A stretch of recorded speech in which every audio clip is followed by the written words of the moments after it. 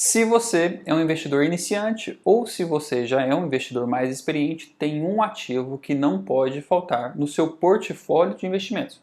Lembrando que a sua primeira tarefa sempre é construir a sua reserva de emergência. Se você ainda não fez isso, eu sugiro que você pause esse vídeo agora e assista esse vídeo que eu estou colocando aqui em cima. A sua primeira tarefa dentro do mundo financeiro é estabelecer uma boa reserva de emergência. Beleza? Agora que a gente já passou por esse primeiro passo, a gente precisa de buscar ativos que tenham uma rentabilidade maior ao longo do tempo.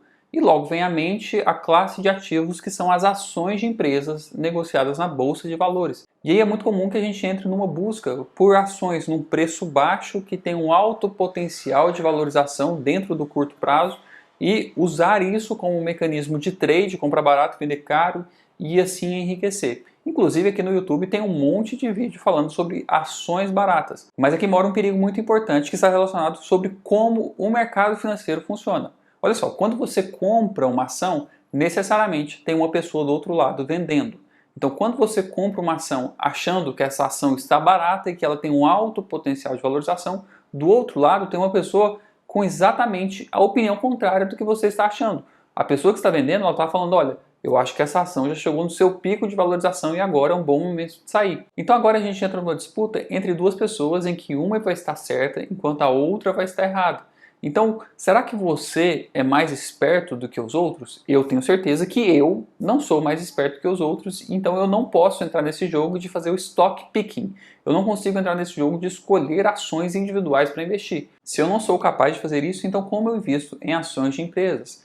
Tem uma metáfora muito interessante que é a seguinte: você não precisa de encontrar a agulha no palheiro se você comprar o palheiro inteiro. Então tem um tipo de ativo que se parece muito com uma ação. É negociado lá dentro do home broker da sua corretora de investimentos, mas não é uma ação. Na verdade é um fundo. A gente chama isso de ETF, é um Exchange Traded Fund.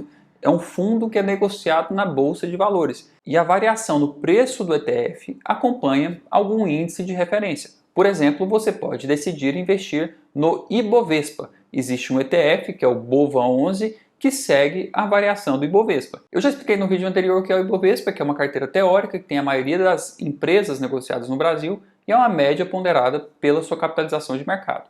Então, se num dia o Ibovespa variar para cima 2%, a média das empresas variar para cima 2%, o ETF que acompanha esse índice também vai variar para cima 2%. A gente tem alguns ETFs que acompanham o Ibovespa e um deles é o BOVA11, BOVA11. Então a variação é mais ou menos parecida, mas é claro que esse fundo, para fazer toda essa gestão, cobra um pouquinho. Tem uma pequena taxa de administração que é bem baixa quando você compara aos fundos tradicionais.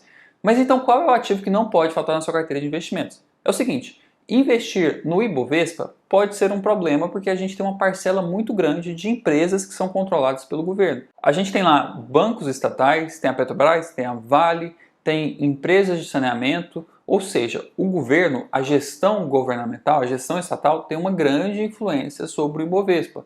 E isso muitas vezes não corresponde aos melhores interesses de quem está buscando simplesmente o lucro. Então a minha sugestão para você é investir em um mercado que seja vencedor, que já está estabelecido há mais tempo e já é mais maduro.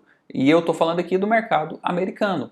E a gente tem um índice que acompanha as 500 maiores empresas dos Estados Unidos. Esse índice é o SP500. Então dentro desse índice a gente tem as 500 maiores empresas dos Estados Unidos e por consequência a gente tem algumas das maiores empresas do mundo também.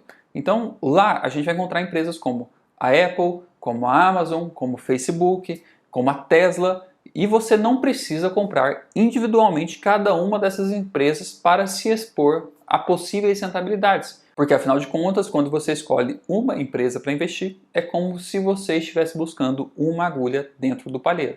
E a gente tem no Brasil um ETF que acompanha a variação do SP500, que é o IVVB11.